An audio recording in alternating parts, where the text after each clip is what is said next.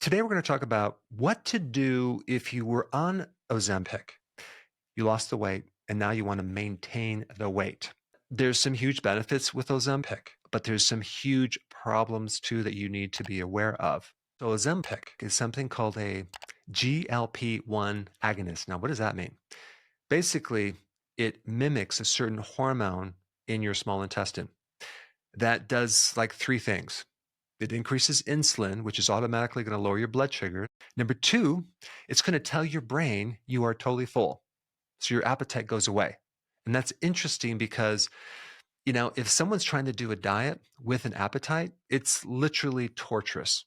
So without the appetite, it makes things totally easy. So it has delayed gastric emptying. Okay. So food sits in there a lot longer than it should. And this is why there's a lot of side effects with your GI system. My whole philosophy has always been get healthy, then lose the weight versus lose weight and get healthy. A lot of people will end up losing a lot of muscle mass, sometimes up to 50% of their muscle mass, while they're also losing body fat. So that really actually leaves them with a ratio of fat to muscle being not that good.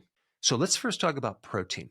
Why do we need protein? Well, we need protein to keep our muscles strong, and also, we need muscle to keep our metabolism higher. And so, if you're trying to lose weight, let's say after menopause, and you already have lost a lot of muscle, let's say you have atrophy, a lot of women lose muscle after menopause, and then you do this drug thing, and you don't really have a lot of extra muscle to spare, you could see the problem. So, what you don't need is you don't need necessarily protein, you need amino acids. Okay, that's the building block of protein. You want bioavailable protein. So this is why I always recommend animal protein.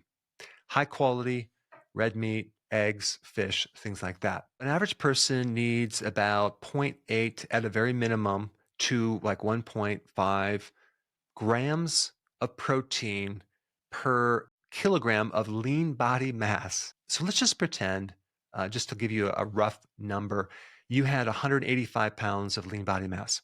That means that at a very bare minimum, you need about 67 grams of protein. Now, here's another confusion people have.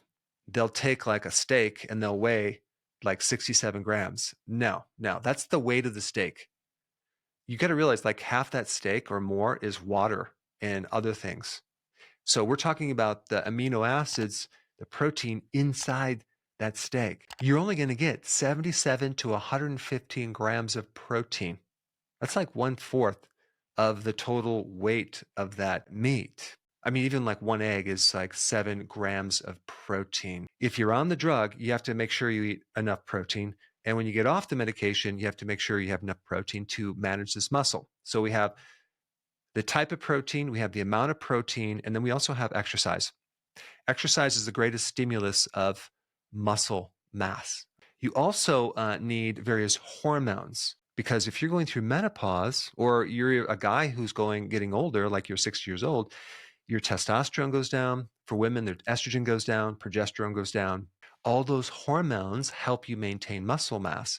A really important factor to maintain that muscle mass as you get older is to make sure you're, of course, exercising, getting enough quality protein, but also keeping your hormones in check. And the raw material to make all these hormones is cholesterol.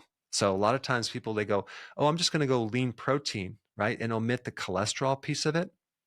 Not the smartest thing to do because then you're going to cause more suffering of your hormones, testosterone especially, and estrogen, because all of these hormones are made from a precursor, which is cholesterol. This is why the ketogenic diet is so important, especially if you're coming off Ozempic, because we want to keep that insulin low so we can burn more fat between the meals and your appetite goes away naturally. So that's why we recommend a low carbohydrate and less frequent meals as in intermittent fasting. We have cholesterol that turns into two other precursors for hormones, like pregnenolone and DHEA. Both of those can be taken as supplements to help if you need them. I'm not going to focus on that in this video, but there are things that you can do to beef up your hormones, no pun intended. Number one, you have to be aware that Ozempic tricks your body into thinking it's full. Okay, so then your appetite goes down and you may not have enough of the right foods and you might suffer from that.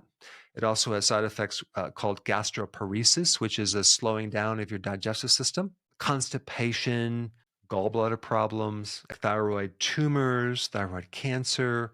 Your cravings will go away, but there's also potential after you come off the drug of having certain things be permanent. It sounds like a great, wonderful miracle cure, but it comes with a huge package. If you're coming off Ozempic and you want to maintain the weight, highly recommend you do the ketogenic diet, you do intermittent fasting, you do weight training to actually keep your muscles strong. So if you're watching this video, you're probably at the point now where you need the details of what to eat. And for that information, check out this video right here.